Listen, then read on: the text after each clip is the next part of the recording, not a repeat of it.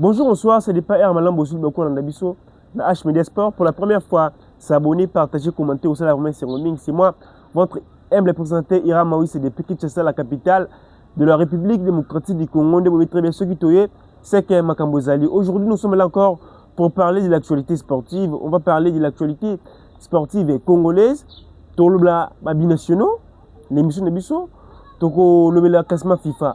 Maintenant, ce Tolobla Binationaux, bon tenir biso regarder et renforcer au singa quand on va qu'il faut renforcer l'équipe et ça que tu renforcer l'équipe pas jouer moi boy aya va ina non il faut renforcer l'équipe tout le monde ndeba Sénégal ba beti biso pe to comme na wana parce que nous sommes en pleine progression actuellement la RDC c'est une grande nation to ba équipe moroté et ça a été que 2015 2017 des équipes to être à Nigeria tout le monde là to être à Cameroun tout le monde là mais actuellement même si on nous propose les Maroc devant nous, les Sénégal, total on a mis sur la mise. Parce qu'on sait qu'on est sûr qu'on peut battre les Maroc, on peut mettre les Sénégal, on peut mettre toutes les équipes africaines en difficulté. Maintenant, il y a certaines choses, eux aussi mbattent.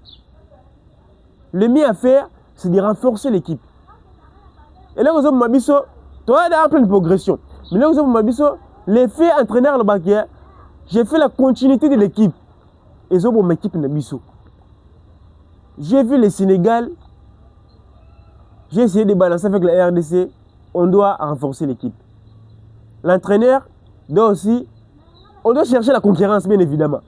Concurrence, non, fait une équipe Nabiso. Ce concurrence, c'est l'équipe Nabiso. Bon, moi, l'équipe Nabiso est solide, ma casse. Deuxièmement, la confiance. Quand je fais ça, je vais confiance. Mais si tu veux la concurrence, c'est le et Poussaka. Joueur à monter en puissance. Vous allez être surpris, mais vous allez être surpris comment on passe. Ma performance à l'Axi, même le club Naé, Macho Ayamaki, il avait montré des prestations exceptionnelles.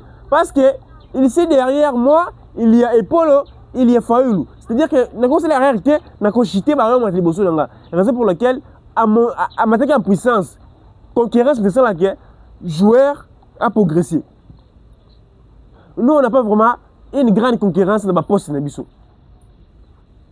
Tout ça, la concurrence de ma capacité. Déjà, latéral droit. Lorsque vous avez Bissaka, vous avez Gédéon Kaloulou. Concurrence, c'est ça. Parce que Bissaka, peu importe les matchs, moi je vais jouer. Tout le monde dit que Bissaka le met contre l'Algérie. Mais quand tu as battu, Bissaka n'a pas Kaloulou. Parce qu'il y a dit que Kaloulou est inférieur. Des fois, Bissaka, on ne peut pas bon match. Mais lorsqu'il y a un autre joueur, à ce même niveau, il y aura la concurrence. Bissaka peut fatiguer, mais quand joueur en bêta. Vous voyez? On doit trouver d'abord avoir la concurrence dans chaque poste.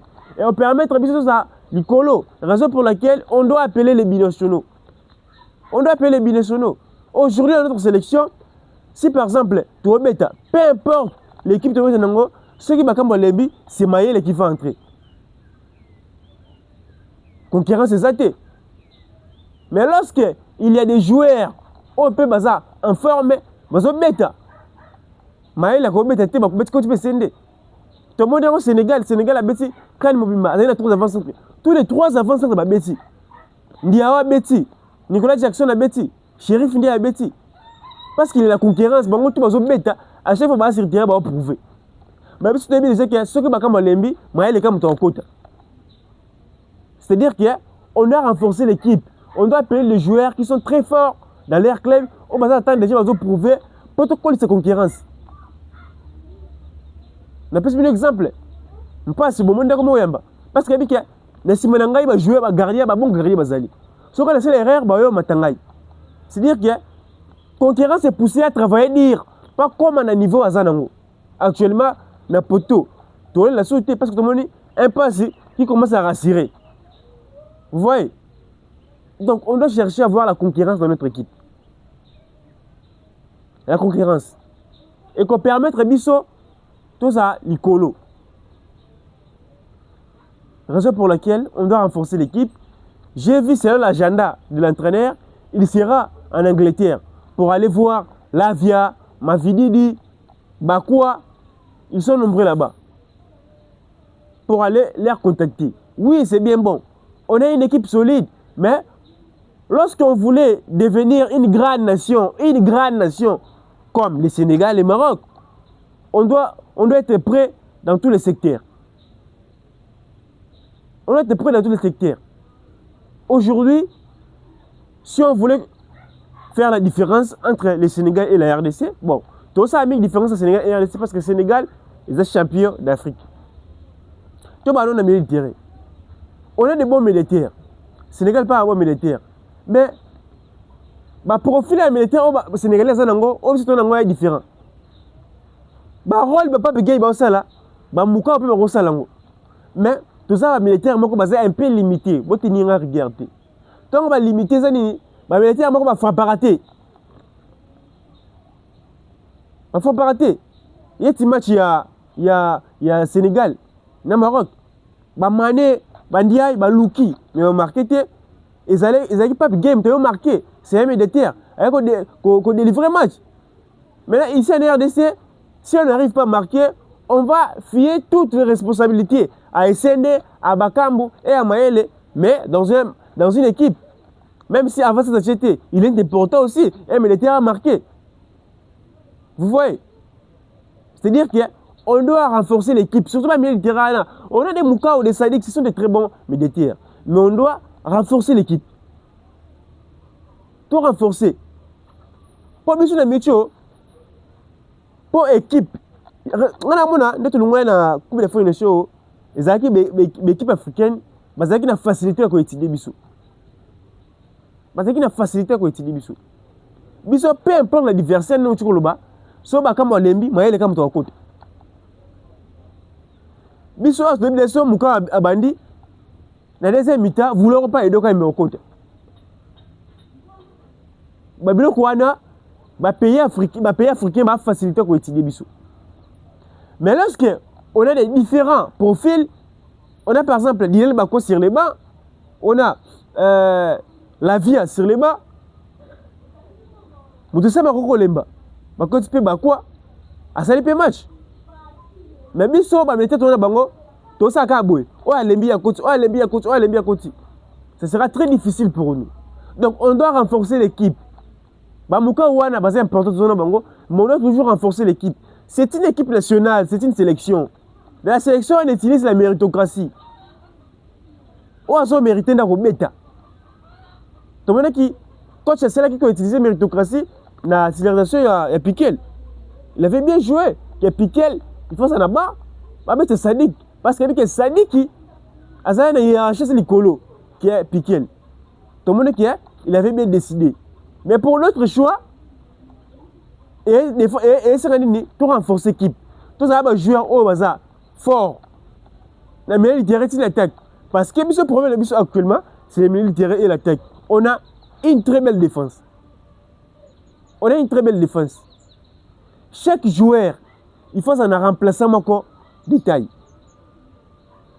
Je le roi Moutoussami. Tu veux déjà que Moutoussami soit sur le terrain. Attends les millénaires Romy Maté. Les sons à retenir, c'est contre l'Algérie. Moutoussam a l'emba du crampe. Quand tu piques le bœuf, tu poli. Parce que, charge, oh, Moutoussam a salaka, responsabilité, c'est la piquer la rosa la montée. À Rokati. Mais si on avait un remplaçant qui a le même niveau que Samuel Moutoussami ne peut ou ne pas être là, on ne va pas s'inquiéter. Actuellement, quand tu as mis cette liste, tu veux que Samuel Moutoussami a une blessure. Tu ne l'as pas. Parce qu'on n'a pas un joueur à cause de la responsabilité de Moutoussami actuellement. Il y a une hiérarchie entraîneur. Donc, le mieux à faire, c'est d'aller contacter tous les joueurs, tous les binationaux. Il y a des binationaux. On va s'apprendre à la section congolaise, mais ils sont quand tu pousses. Je vous dis à chaque fois, si un joueur passe à la télé, il dit que je suis congolais, je rêve de jouer pour la RDC, mais jusqu'à présent, je ne suis pas contacté. C'est-à-dire qu'il a déjà envoyé un message. La sélection congolaise, c'est à nous maintenant de prendre la responsabilité. Et on pousse à Pemenaï. Parce que, joueur tout professionnel, il ne peut jamais. Ah, maman qu'on pousse un non. Sortie médiatique, on ça là. Et là, le coup, c'est la bisous pousse à Pemenaï. il y a un joueur comme Anthony Moussamba qui avait dit qu'il est prêt à jouer pour la sélection congolaise, mais il n'est pas encore contacté. Mais allez-y regarder ce qui se passe en Turquie actuellement dans Fenerbahçe. Anthony Moussamba. Il a joué 3 matchs. Un billet de passes décisives. Un ailier.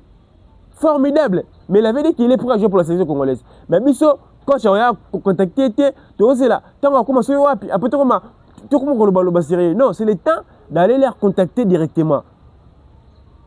Pour pas tout renforcer l'équipe. Mais ce problème, c'est la milieu d'attaque. Surtout, l'attaque, quand tu as le Sénégal, tu as le RDC, il y a un problème.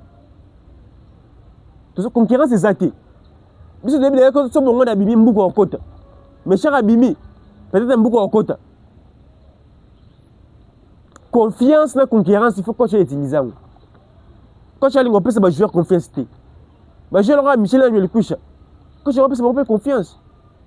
Parce que tu me dis, n'a pas tant de Michel Angel couche côté. A prouvé qu'il est capable de jouer dans la section congolaise. Mais chaque fois, à chaque fois, la performance n'est pas amoindrie. Maintenant, quand tu repères cette confiance, donc, un entraîneur, c'est un joueur confiance. Ce sont des choses où entraîneur, il faut aller bas. Dans une sélection, on utilise la méritocratie. On a prouvé dans le Sénégal, Ismaël Assar, c'est l'attaquant, c'est le meilleur attaquant sénégalais. Mais il n'a pas joué vraiment beaucoup de matchs. Il était remplaçant. Quand j'ai apprécié chance de jouer à Moussoussou, il y a des fois, Mba et les jeunes, on a parlé au compte, mais Ismaël Assar avance sur les bancs. Mais ici, à l'RDC, le coach va dire que c'est un joueur très expérimenté. Ah, mais non. Je vous dis, l'expérience ne compte pas pour un professionnel. Brahim Mbaye, à chaque fois, il est entré dans un match dans le Sénégal. A changé match, mais c'est sa première canne. Mais ici, en RDC, on va dire que l'expérience. Ce sont des choses que l'entraîneur doit travailler sur ça.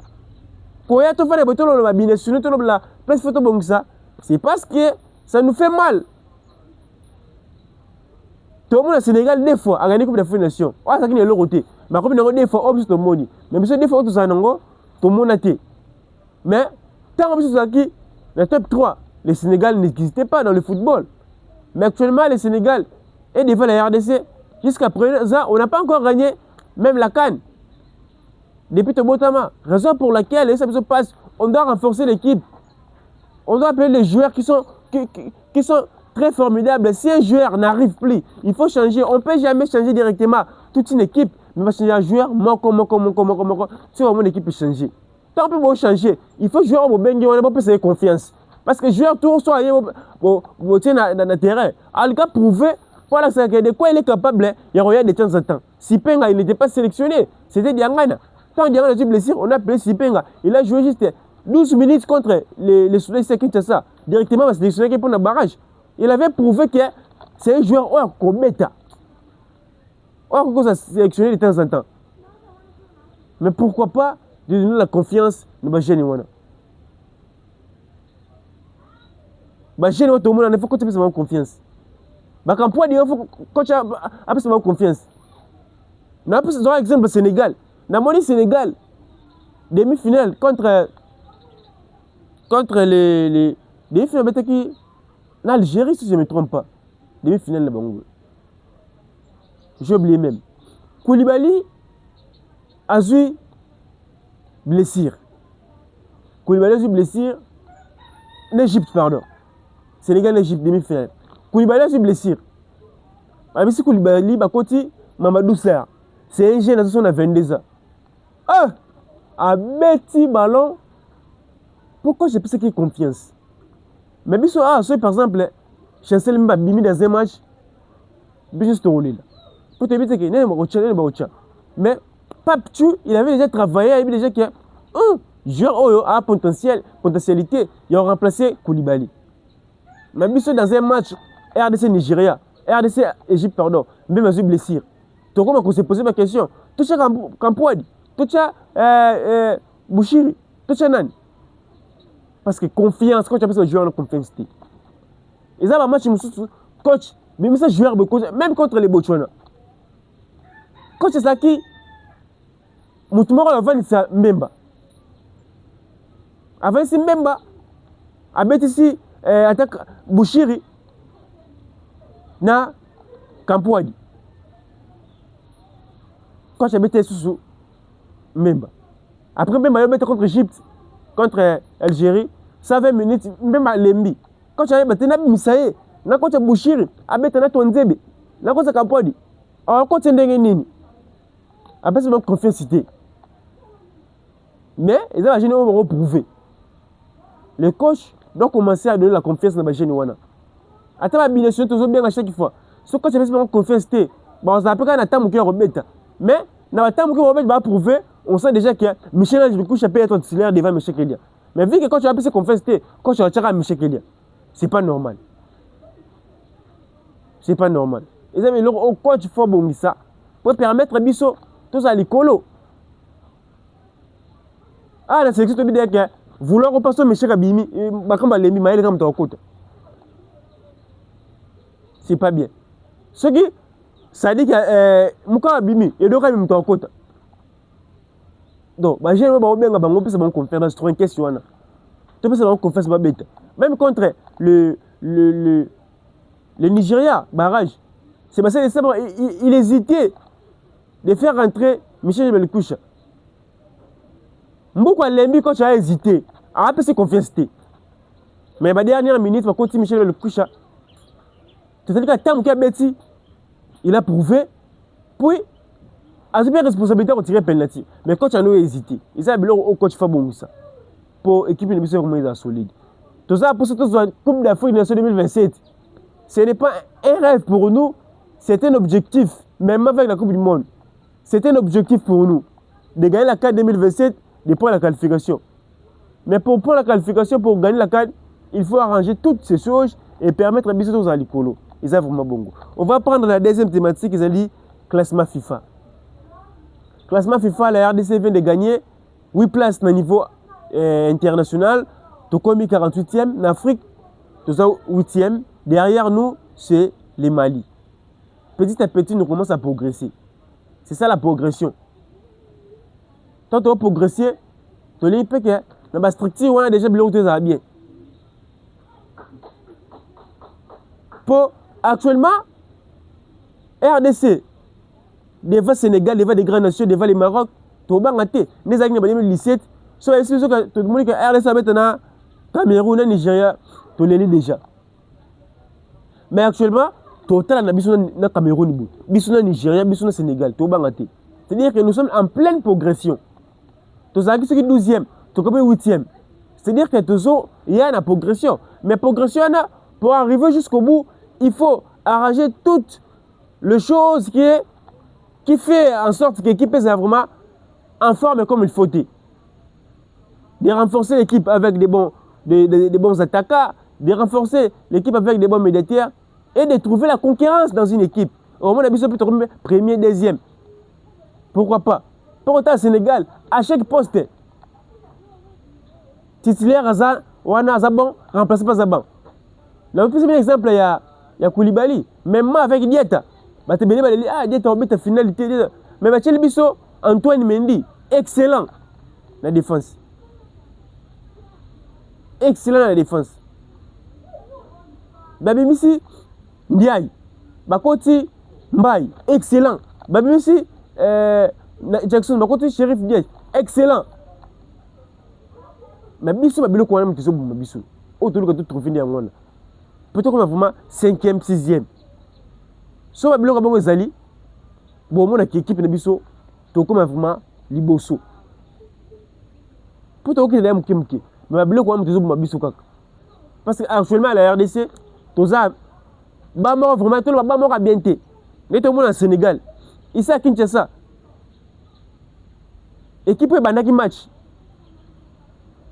Bangote ba équipe ba gagner. Non, ils ont pas matin ça à côté de Tchebisobi. Algérie, joueur na Bangwana à côté de Tchebisobi. Mais biso équipe est banda c'est que ce cas équipe est banda net au bêta tout ça lié changement bah on va côté tu bêta même on n'a pas de remplaçant de taille on va pas changer match ce qu'on pourra avoir des remplaçants de taille on va pas changer match ils ont pas binationaux wana ba joueur wana coach a besoin de confiance coach a besoin de confiance pour te bêta bien sinon ma ramte ça n'ango bien bisa vraiment équipe ça qui toko mais coach fa bon sera belo ramike dans un exemple, le Sénégal, parce que le Sénégal, c'est le champion d'Afrique. Pour la RDC, les Léopards de la RDC, c'est la seule sélection où le Sénégal en difficulté. Le Sénégal, c'est le cas Nil Moko. C'est contre la RDC. C'est-à-dire qu'on a la qualité aussi de gagner la compétition, mais ça va bien le biso. C'est le coach qu'il faut résoudre. 2026, c'est un musicaté. Au moins, nous sommes au 8e. Après, tu es sur le bica. Quand tu fais bon, c'est déjà le temps de rebondir sur le bloc où on a tout. C'est déjà le temps de rebondir sur le bloc où on a tout. Pour tout qui est vraiment musique. Donc, ma ramte, c'est vraiment bien. Tout ça va concentrer. Barrage Zoya, nous Jamaïque, ils ont préparé. Tout ça va concentrer. Ni Jamaïque, ni Nouvelle-Calédonie. Tout ça va concentrer dans Bissomoko. Tout ça va conférer dans Bissomoko. Par là, tout ça l'a mis. Équipe ça n'a bien. Tout renforcer quand les joueurs. J'avais vu les sélectionnaires, on s'est tourné en Europe, on descend en Angleterre, en France, en Europe, surtout en Angleterre, pour regarder les Bakoua, Génois, tout Baya. Tout Baya. Tant on a RDC, tout comme le roi Espagne, le roi Sénégal, le roi Maroc, il faut Baya. On m'a fini les boyas sélection. Non! Tu as que Fayou ou Aboya sélection qu'on laisse la Suisse. Mais il y a à sauver biso contre Nigeria. Donc baya ba bisa kana tondo boya bango. Bango wana akomba joueur intouchable. Ba ma vili du tout baya. Biso objectif c'est de gagner CAN, to coupe du monde. Donc baya. O ba kalumundu bango tout baya ba mondo wana il va boycotter. Ayate non baya bango tout baya. To renforcer équipe. Équipe ne besoin de renforcer. O ana ban aza en forme, o aza libana aza en forme. Oza bango kota pe boy. À côté oza kati boy a changer match. Et l'autre lingandi yangona. Biso de to yebika ke so o abi o kota o so abi kota ezelo ko o to vraiment ko tolérer. Donc c'était moi votre aimé présentateur Ira Mawissa, la voix me dérange donc mais cela ne nous empêche pas de venir parler. Yango to yepo tout cette actualité sportive. On se retrouve à la prochaine pour une prochaine émission. Quant à moi, je vous dis au revoir.